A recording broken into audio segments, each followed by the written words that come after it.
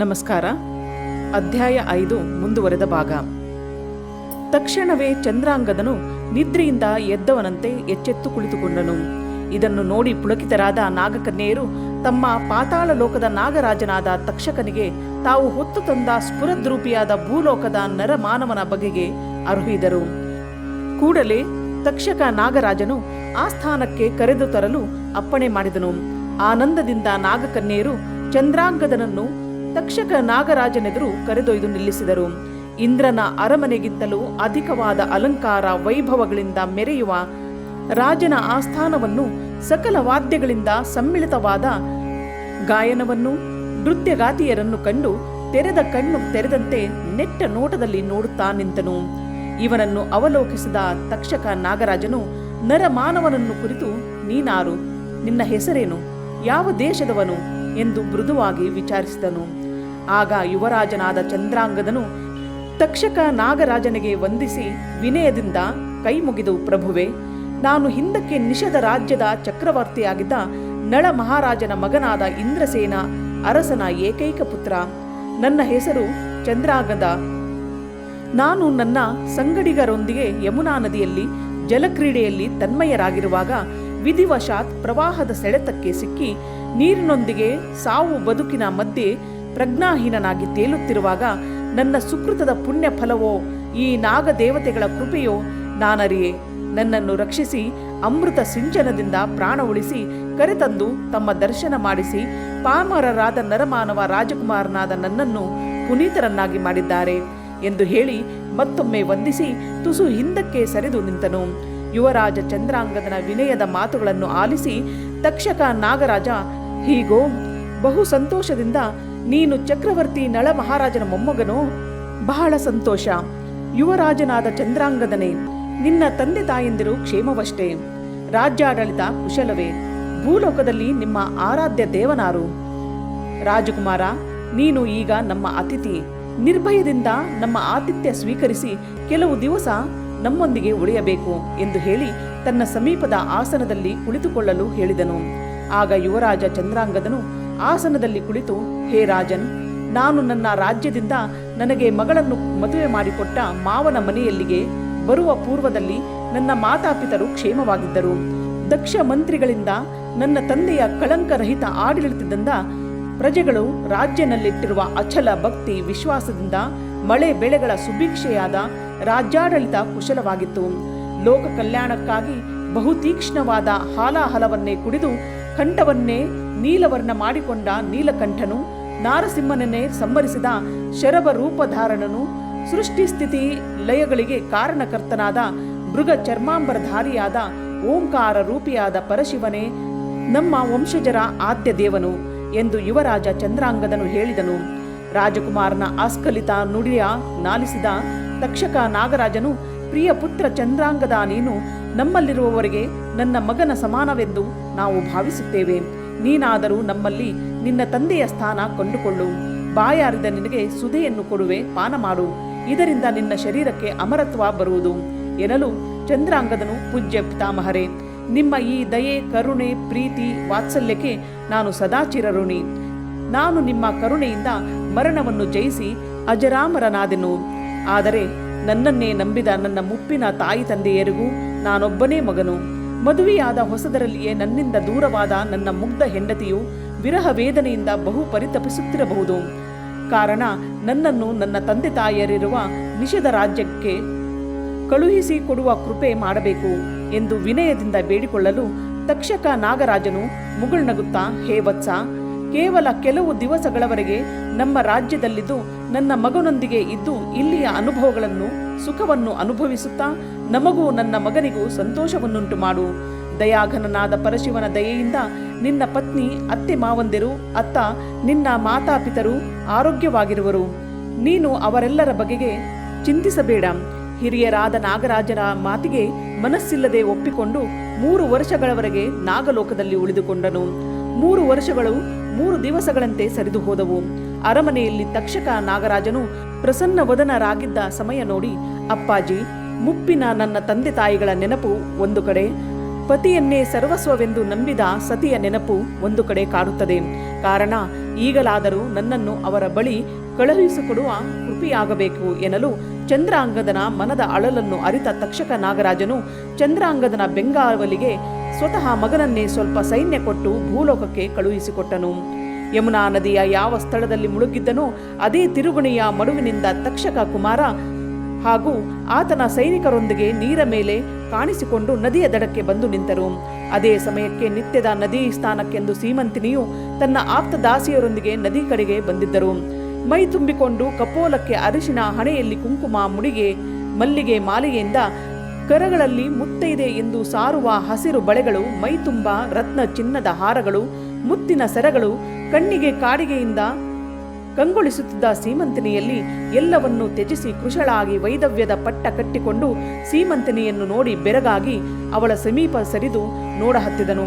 ತಕ್ಷಣವೇ ಯಾರೋ ಪರಪುರುಷರು ಹತ್ತಿರ ಬಂದರೆಂದು ಕತ್ತೆತ್ತಿ ನೋಡಲು ಸೀಮಂತನಿಗೆ ಸಕೇದಾಶ್ಚರ್ಯವಾಗಿ, ಇವರು ನನ್ನ ಪತಿಯ ಪ್ರತಿರೂಪದಂತೆಯೇ ಇದ್ದಾರೆ, ಇವರೇ ನನ್ನ ಪತಿ ಯಾಕಾಗಿರಬಾರದು ಎಂದು ತಿಳಿದಳು.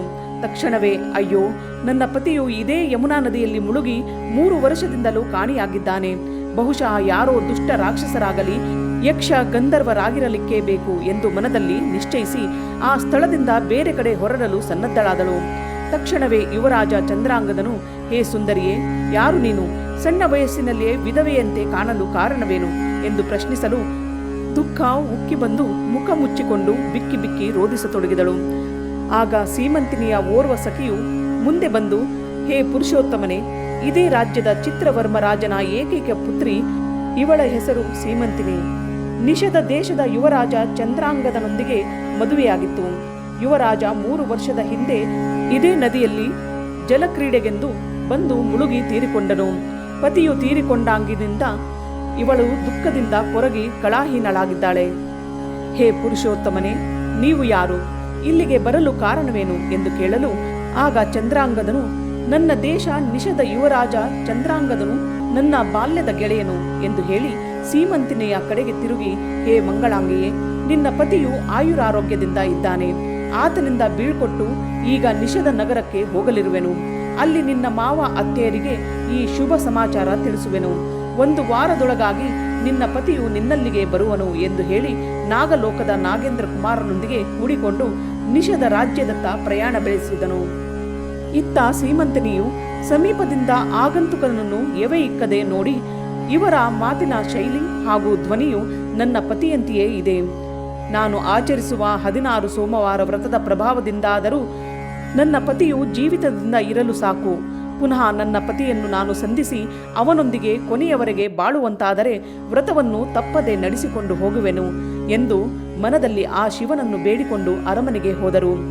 ನಿಷಧ ನಗರ ತಲುಪುವ ಪೂರ್ವದಲ್ಲಿಯೇ ದೂತರಿಂದ ಚಂದ್ರಾಂಗದನು ನದಿಯಲ್ಲಿ ಮುಳುಗಿ ಸತ್ತನೆಂದು ತಿಳಿದು ವೈರಿ ಅರಸನು ಚಂದ್ರಾಂಗದನ ಮುಪ್ಪಿನ ತಂದೆ ತಾಯಿಗಳನ್ನು ಸೆರೆ ಹಿಡಿದು ಕಾರಾಗೃಹದಲ್ಲಿ ಇಟ್ಟು ನಿಷಧ ನಗರವನ್ನು ತಮ್ಮ ಆಡಳಿತಕ್ಕೆ ಒಳಪಡಿಸಿಕೊಂಡಿದ್ದಾರೆಂದು ತಿಳಿಯಿತು. ಈ ವಾರ್ತೆಯಿಂದ ಕುಪಿತರಾದ ಚಂದ್ರಾಂಗದನು ಹಾಗೂ ನಾಗೇಂದ್ರ ಕುಮಾರನು ಈ ವಿಷಯ ಕುರಿತು ಚರ್ಚಿಸಿ ತಮ್ಮ ಒಬ್ಬ ಅನುಭವಿ ರಾಜದೂತನೊಡನೆ ನಿರೂಪವನ್ನು ಕೊಟ್ಟು ಕಳಿಸಿ ಮಾರುತ್ತರಕ್ಕಾಗಿ ಎದುರು ನೋಡುತ್ತಾ ನಿಷಧ ನಗರದ ಸಮೀಪ ಬೀಡುಬಿಟ್ಟರು. ನಾಗೇಂದ್ರ ಕುಮಾರನ ರಾಜದೂತನು ಶತ್ರು ಅರಸನ ಆಸ್ಥಾನಕ್ಕೆ ಹೋಗಿ ಶತ್ರು ಅರಸನನ್ನು ಭೇಟಿ ಮಾಡಿ ತಾನು ತಂದ ನಾಗಲೋಕದ ನಾಗೇಂದ್ರ ಮಾರನ ನಿರೂಪವನ್ನು ಓದಿ ಹೇಳಿದನು. ಅದರ ಒಕ್ಕಣಿಕೆ ಹೀಗಿತ್ತು: ಎಲೆ ರಾಜನೇ, ನೀನು ತಿಳಿದಂತೆ ನಿಷಧ ನಗರದ ಚಂದ್ರಾಂಗದ ಯುವರಾಜನು ನದಿಯಲ್ಲಿ ಮುಳುಗಿ ಸತ್ತಿಲ್ಲ. ತಮ್ಮ ತಂದೆಯವರಾದ ತಕ್ಷಕ ನಾಗರಾಜನನ್ನು ನೋಡಲು ನಮ್ಮ ನಾಗಲೋಕಕ್ಕೆ ಬಂದಿದ್ದರು. ನಮ್ಮಲ್ಲಿ ಅಮೃತ ಪಾನ ಮಾಡಿ ಅಮರತ್ವ ಪಡೆದು ಈಗ ನನ್ನೊಂದಿಗೆ ಊರ ಹೊರ ವಲಯದಲ್ಲಿ ಅಪಾರ ನಾಗ ಸೈನಿಕರೊಂದಿಗೆ ಬೀಡು ಬಿಟ್ಟಿದ್ದಾರೆ. ವೃಥಾ ಅವರ ಮುಪ್ಪಿನ ತಂದೆ ತಾಯಿಗಳನ್ನು ಬಂಧನದಲ್ಲಿಟ್ಟು ಮಹಾಪರಾಧವನ್ನು ಮಾಡಿರುವಿ. ಇತಿ ನಿಮ್ಮ ಹಿತೈಷಿ ರಾಜ ನಾಗೇಂದ್ರ ಕುಮಾರ. ನಿರೂಪವನ್ನು ಕೇಳುತ್ತಿದ್ದಂತೆ ಶತ್ರುರಾಜನ ಜಂಗಾಬಲವೇ ಬಿದ್ದು ಹೋಯಿತು. ಭಯದಿಂದ ಗಡಗಡನೆ ನಡುಗುತ್ತಾ ಕಾರಾಗೃಹಕ್ಕೆ ಹೋಗಿ ಮುಪ್ಪಿನ ಅರಸ ಅರಸಿಯಲ್ಲಿ ಕ್ಷಮೆ ಕೇಳಿ ಅವರನ್ನು ಬಂಧ ಮುಕ್ತರನ್ನಾಗಿ ಮಾಡಿದನು. ರಾಜೋಚಿತವಾದ ಉಡುಗೊರೆಯನ್ನು ತೊಡಿಸಿ ಸಿಂಹಾಸನದ ಮೇಲೆ ಕೂಡ್ರಿಸಿ ತನ್ನನ್ನು ಕ್ಷಮಿಸಬೇಕೆಂದು ಬೇಡಿಕೊಂಡನು. ನಿಮ್ಮ ಮಗ ಯುವರಾಜನಾದ ಚಂದ್ರಾಂಗದನು ಯಮುನಾ ನದಿಯಲ್ಲಿ ಮುಳುಗಿ ಸತ್ತಿಲ್ಲ, ನಾಗಲೋಕಕ್ಕೆ ಹೋಗಿದ್ದನು. ಈಗ ನಾಗಲೋಕದಿಂದ ಯುವರಾಜನಾದ ನಾಗೇಂದ್ರ ಕುಮಾರ ಹಾಗೂ ಅವರ ಅಪಾರ ಸೈನಿಕರೊಂದಿಗೆ ನಗರದ ಹೊರವಲಯದಲ್ಲಿ ಬೀಡು ಬಿಟ್ಟಿದ್ದಾರೆ. ಅವರನ್ನು ಸ್ವಾಗತಿಸಿ ಅಂತಃಪುರಕ್ಕೆ ಕರೆದು ತರುವನೆಂದು ಇಂದ್ರಸೇನ ಮಹಾರಾಜರಲ್ಲಿ ವಿನಂತಿಸಿ ಚಂದ್ರಾಂಗದನ ಸ್ವಾಗತಕ್ಕೆ ಸನ್ನದ್ಧರಾದರು.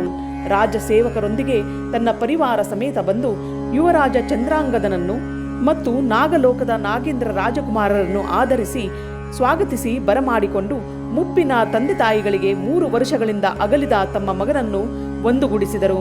ತಮ್ಮ ಮಗನು ಬಂದನೆಂದು ಸಂತೋಷಪಟ್ಟು ತುಂಬಿದ ಕಂಗಳಿಂದ ನೋಡುತ್ತಾ ಬಿಗಿದಪ್ಪಿಕೊಂಡು ಮುದ್ದಾಡಿದರು. ಮಗನ ಸಂಗಡ ಬಂದಿದ್ದ ನಾಗಲೋಕದ ನಾಗೇಂದ್ರ ಕುಮಾರನನ್ನು ಅಪ್ಪಿಕೊಂಡು, ಕಂದ, 3 ವರ್ಷಗಳವರೆಗೆ ನಮ್ಮ ಮಗನನ್ನು ರಕ್ಷಿಸಿದ್ದಲ್ಲದೆ ಪುತ್ರ ಶೋಕದಲ್ಲಿದ್ದ ನಮ್ಮನ್ನು ಮುಪ್ಪಿನ ಕಾಲಕ್ಕೆ ಮಗನನ್ನು ಭೇಟಿ ಮಾಡಿಸಿದ ನಿನಗೆ ಶಿವ ಮಹಾದೇವನು ಸಕಲ ಸಂಪತ್ತು ಕೊಟ್ಟು ರಕ್ಷಿಸಲಿ ಎಂದು ಆಶೀರ್ವದಿಸಿದರು. ನಿಷಧ ರಾಜ್ಯದ ರಾಜದೂತರಿರುವರನ್ನು ಆರ್ಯಾವರ್ತ ರಾಜನಾದ ಚಿತ್ರವರ್ಮನ ಆಸ್ಥಾನಕ್ಕೆ ನಿರೂಪ ಕೊಟ್ಟು ಕಳುಹಿಸಿದರು. ಆ ನಿರೂಪದಲ್ಲಿ ಆತ್ಮೀಯ ಬೀಗರಾದ ರಾಜರಾದ ಶ್ರೀ ಚಿತ್ರವರ್ಮ, ನಿಮ್ಮ ಹತ್ತಿರದ ನೆಂಟರಿಷ್ಟರಾದ ಮಹಾರಾಜರಾದ ಇಂದ್ರಸೇನ ದೊರೆಗಳ ನಿರೂಪವೇನೆಂದರೆ, ನಮ್ಮ ಏಕೈಕ ಯುವರಾಜನಾದ ಚಂದ್ರಾಂಗದನು ನಾವು ತಿಳಿದಂತೆ ಯಮುನಾ ನದಿ ತಿರುಗುಮಡುವಿನಲ್ಲಿ ಮುಳುಗಿ ಜೀವತ್ಯಾಗ ಮಾಡಿದರೆಂದು ಭಾವಿಸಿದ್ದೆವು. ಆದರೆ ಪರಶಿವನ ಕರುಣೆಯಿಂದ ಪ್ರಜ್ಞಾಹೀನನಾಗಿದ್ದ ನಮ್ಮ ಮಗನನ್ನು ವಿಹಾರಕ್ಕೆಂದು ಬಂದ ನಾಗಕನ್ಯರು ಇವನನ್ನು ನಾಗಲೋಕಕ್ಕೆ ಒಯ್ದು ಸುಧಾಪಾನ ಮಾಡಿಸಿ ಜೀವನ್ಮರಣದಿಂದ ಮುಕ್ತನನ್ನಾಗಿ ಮಾಡಿ ನಾಗಲೋಕದ ಅರಸನಾದ ತಕ್ಷಕ ನಾಗರಾಜನು ಈ 3 ವರ್ಷಗಳ ಕಾಲ ರಕ್ಷಿಸಿ ಈಗ ತನ್ನ ಮಗ ನಾಗೇಂದ್ರ ಕುಮಾರನನ್ನು ಸೈನ್ಯದೊಂದಿಗೆ ಇಲ್ಲಿಗೆ ಕಳುಹಿಸಿಕೊಟ್ಟಿದ್ದಾರೆ. ನಾಳೆಗೆ ನಿಮ್ಮಲ್ಲಿಗೆ ನಿಮ್ಮ ದರ್ಶನಕ್ಕಾಗಿ ಬರುವವರಿದ್ದಾರೆಂದು ನಿರೂಪಣೆಯಲ್ಲಿ ಬರೆಯಲ್ಪಟ್ಟಿತ್ತು. ನಿರೂಪ ಓದಿದ ಚಿತ್ರವರ್ಮ ಮಹಾರಾಜನು ಅತ್ಯಾನಂದ ಭರಿತನಾಗಿ ನಿರೂಪದ ಈ ವಿಷಯವನ್ನು ಮಹಾರಾಣಿಗೂ ಪ್ರೀತಿಯ ಪುತ್ರಿಗೂ ತಿಳಿಸಿದನು. ಸುದ್ದಿ ತಿಳಿದ ಸೀಮಂತಿನಿಯು ಆನಂದ ಭರಿತಳಾಗಿ ರಾಜದೂತರನ್ನು ಅಂತಃಪುರಕ್ಕೆ ಕರೆಯಿಸಿ ಅವರಿಂದ ತನ್ನ ಪ್ರಿಯ ಪತಿಯ ಸಮಾಚಾರವನ್ನು ತಿಳಿದುಕೊಂಡಳು. ಅಂದು ಯಮುನಾ ನದಿ ತೀರದಲ್ಲಿ ಕಾಣಿಸಿಕೊಂಡವರೇ ನಿಜವಾಗಿಯೂ ನನ್ನ ಪತಿ ಯಾವುದೋ ಕಾರಣಕ್ಕೆ ನನ್ನಿಂದ ವಿಷಯವನ್ನು ಗೋಪ್ಯವಾಗಿರಿಸಿರಬೇಕು ಎಂದು ಮನದಲ್ಲಿ ಅಂದುಕೊಂಡಳು. 16 ಸೋಮವಾರ ವ್ರತಕ್ಕಾಗಿ ಸಿದ್ಧವಾಗಿದ್ದ ಶಿವಪಾರ್ವತಿಯರ ಪ್ರತಿರೂಪವಾಗಿದ್ದ ಈಶ್ವರನ ಪೂಜಾ ಮಂಟಪಕ್ಕೆ ಬಂದು ಬಹುಭಕ್ತಿಯಿಂದ ಕೈಮುಗಿದು, ಹೇ ದೇವ, ಯಾರು ನಿನ್ನನ್ನು ನಂಬಿರುವರೋ ಅವರನ್ನು ಎಂದೂ ನೀನು ಕೈ ಬಿಡುವುದಿಲ್ಲ. ಇದಕ್ಕೆ ಸಾಕ್ಷಿ ನಾನೇ. ನನ್ನ ವ್ರತಕ್ಕೆ ಮೆಚ್ಚಿ ಕಳಚಿ ಹೋಗುವುದರಲ್ಲಿದ್ದ ನನ್ನ ಮಾಂಗಲ್ಯಕ್ಕೆ ರಕ್ಷಣೆ ಕೊಟ್ಟು ನನ್ನನ್ನು ದೀರ್ಘ ಸುಮಂಗಲಿಯನ್ನಾಗಿ ಮಾಡಿದೆ. ನಾನು ನನ್ನ ಮಾತಿನಂತೆ ಜೀವನಾಂತ್ಯದವರೆಗೂ ನಿನಗೆ ಪ್ರಿಯವಾದ ಈ 16 ಸೋಮವಾರ ವ್ರತವನ್ನು ಬಹುಭಕ್ತಿಯಿಂದ ಮಾಡುತ್ತೇನೆಂದು ಮತ್ತೊಮ್ಮೆ ದೀರ್ಘದಂಡ ನಮಸ್ಕಾರ ಮಾಡಿದಳು. ಪದ್ಧತಿಯಂತೆ ಮಂಗಳ ಸ್ನಾನ ಮಾಡಿ ಷೋಡಶೋಪಚಾರದಿಂದ ಶಿವಲಿಂಗವನ್ನು ಪೂಜಿಸಿ ಪ್ರಸಾದ ನೈವೇದ್ಯ ಮಾಡಿ ಬಂದವರಲ್ಲಿ ಹಂಚಿ ಮಿಕ್ಕ ಪ್ರಸಾದ ಸೇವಿಸಿದಳು. ನಂತರ ಮುತ್ತೈದೆಯರು ಬಂದು ಹಸಿರು ಬಳೆ ತೊಡಿಸಿ ಹಣೆಗೆ ಕುಂಕುಮದ ಬೊಟ್ಟಿಟ್ಟು ಮುಡಿಗೆ ಮಲ್ಲಿಗೆ ಮಾಲೆ ತೊಡಿಸಿ ಕೊರಳಲು ಮಾಂಗಲ್ಯ ಸೂತ್ರದ ಚಿನ್ನದ ಸರವನ್ನು ತೊಡಿಸಿ ಸುಮಂಗಲಿಯನ್ನಾಗಿ ಮಾಡಿದರು. ಬಿಕೋ ಅನ್ನುತ್ತಿದ್ದ ಅರಮನೆ ಇಂದು ಆನಂದ ಉತ್ಸಾಹದಿಂದ ತುಂಬಿ ತುಳುಕ ಹತ್ತಿತು. ರಾಜದೂತರು ತಿಳಿಸಿದಂತೆ ಯುವರಾಜ ಚಂದ್ರಾಂಗದನು ತಂದೆ ತಾಯಿಗಳ ಆಶೀರ್ವಾದ ಪಡೆದು ಆತ್ಮಸಖನಾದ ನಾಗೇಂದ್ರ ರಾಜಕುಮಾರ ಹಾಗೂ ರಾಜ ಪರಿವಾರದೊಂದಿಗೆ ರಾಜ್ಯ ಪ್ರವೇಶಿಸುವರೆಂದು ಖಚಿತ ಮಾಹಿತಿಯನ್ನು ತನ್ನ ಗುಪ್ತ ದಳದಿಂದ ತಿಳಿದು ಚಿತ್ರವರ್ಮ ರಾಜನು ತನ್ನ ಆಸ್ಥಾನದ ಪರಿವಾರದೊಂದಿಗೆ ಹೊರಟು ತನ್ನ ಅಳಿಯನನ್ನು ರಕ್ಷಿಸಿ ಅವನ ಬೆಂಗಾವಲಾಗಿ ಬಂದ ನಾಗಲೋಕದ ನಾಗೇಂದ್ರ ರಾಜಕುಮಾರರನ್ನು ಅತಿ ಉತ್ಸಾಹ ಆನಂದದಿಂದ ಸ್ವಾಗತಿಸಿ ಅರಮನೆಗೆ ಕರೆದು ತಂದರು. ಅಂತಃಪುರದ ರಾಣಿವಾಸದಲ್ಲಿ ತನ್ನ ಸತಿ ಸೀಮಂತಿನಿಯನ್ನು ಭೇಟಿಯಾಗಿ ಯಮುನಾ ನದಿಯಲ್ಲಿ ತಿರುಗು ಮಡುವಿನಲ್ಲಿ ಮುಳುಗಿದಾಗಿನಿಂದ 3 ವರ್ಷದಲ್ಲಿ ನಡೆದುದನ್ನು ಸವಿಸ್ತಾರವಾಗಿ ಹೇಳಿದನು. ಪತಿಯು ಉಳಿದು ಬಂದದ್ದು ನಾನು ಕೈಗೊಂಡ 16 ಸೋಮವಾರ ವ್ರತದ ಮಹಿಮೆ ಎಂದು ಹೇಳಿ ಪತಿ ಚಂದ್ರಾಂಗದನನ್ನು ಶಿವಪೂಜಾ ಮಂಟಪಕ್ಕೆ ಕರೆದುಕೊಂಡು ಹೋಗಿ ತುಪ್ಪದ ದೀಪ ಹಚ್ಚಿ ಈರ್ವರು ನಮಸ್ಕಾರ ಮಾಡಿದರು. 1 ವಾರ ಮಾವನ ಮನೆಯಲ್ಲಿದ್ದು ಆದರ ಆತಿಥ್ಯ ಸ್ವೀಕರಿಸಿ ಪತ್ನಿ ಮತ್ತು ಗೆಳೆಯ ನಾಗೇಂದ್ರ ರಾಜಕುಮಾರರನ್ನು ಕೂಡಿಕೊಂಡು ತನ್ನ ನಿಷಧ ರಾಜ್ಯಕ್ಕೆ ಬಂದನು. ಇಂದ್ರಸೇನ ಮಹಾರಾಜನು ಮಗ ಸೊಸೆಯರನ್ನು ಹಾಗೂ ನಾಗೇಂದ್ರ ರಾಜಕುಮಾರರನ್ನು ಬರಮಾಡಿಕೊಂಡು ಉಭಯ ಕುಶಲೋಪರಿ ವಿಚಾರಿಸಿದನು. ಒಂದು ಒಳ್ಳೆಯ ಶುಭ ಮುಹೂರ್ತದಲ್ಲಿ ಯುವರಾಜನಾದ ಚಂದ್ರಾಂಗದನಿಗೆ ಪಟ್ಟ ಕಟ್ಟಿ ರಾಜ್ಯದ ರಾಜ್ಯಾಡಳಿತವನ್ನು ಮಗನಿಗೆ ಒಪ್ಪಿಸಿ ತಾನು ತನ್ನ ಪತ್ನಿಯೊಂದಿಗೆ ಶೇಷಾಯುಷ್ಯವನ್ನು ಶಿವ ಉಪಾಸನೆಗಾಗಿ ಕಾಲ ಕಳೆಯಬೇಕೆಂದು ನಿರ್ಧರಿಸಿ ವಾನಪ್ರಸ್ಥ ಆಶ್ರಮ ಸ್ವೀಕಾರ ಮಾಡಿ ಅರಣ್ಯಕ್ಕೆ ತೆರಳಿದರು. ಇತ್ತ ನಿಷಧ ರಾಜ್ಯದ ರಾಜಧಾನಿಯಲ್ಲಿ ಸತಿ ಸೀಮಂತಿನಿಯು ತಾನು ಮನಸ ನಿಶ್ಚಯ ಮಾಡಿದಂತೆ ಜೀವನ ಪರ್ಯಂತ 16 ಸೋಮವಾರ ವ್ರತವನ್ನು ಪತಿಯೊಂದಿಗೆ ವಿಧಿವತ್ತಾಗಿ ಪೂಜೆ ಮಾಡುತ್ತಾ ಮಹಾಪತಿವ್ರತ ಶಿರೋಮಣಿ ಎಂಬ ಹೆಗ್ಗಳಿಕೆಗೆ ಪಾತ್ರಳಾದಳು. 16 ಸೋಮವಾರ ವ್ರತಾಚರಣೆಯಿಂದ ಭೂಲೋಕದಲ್ಲಿ ಸ್ವರ್ಗ ಸುಖವನ್ನು ಹೊಂದುತ್ತಾ ಚಂದ್ರಾಂಗದ ಅರಸನು ತನ್ನ ಪತ್ನಿಯೊಂದಿಗೆ ಸಂವತ್ಸರಗಳವರೆಗೆ ಬಾಳಿ ಶಿವಗಣ ಪದವಿಯನ್ನು ಹೊಂದಿದರು. ಹೀಗೆ ಭರತ ವರ್ಷದಲ್ಲಿ ಬಾಳಿ ಬೆಳಕಾದ ಶಿವಭಕ್ತರಾದ ಮಹಾಸತಿ ಸೀಮಂತಿನಿ ಚಂದ್ರಾಂಗದರ ಚರಿತ್ರೆಯನ್ನು ಯಾರು ಭಕ್ತಿಯಿಂದ ಓದುವರೋ ಅಥವಾ ಶ್ರವಣ ಪಠಣ ಮಾಡುವರೋ ಅಂಥವರಿಗೂ ಈ 16 ಸೋಮವಾರ ವ್ರತದ ಕಥಾ ಮಹಿಮೆ ಇಹದಲ್ಲಿ ಸುಖ ಪರದಲ್ಲಿ ಶಿವಗಣ ಪದವಿ ದೊರಕುವುದು ಸತ್ಯವೆಂದು ಸೂತ ಪುರಾಣಿಕರು ಶೌನಕಾದಿ ಮುನಿಗಳಿಗೆ ಹೇಳಿದರು. 5ನೆಯ ಅಧ್ಯಾಯ ಮುಗಿದುದು.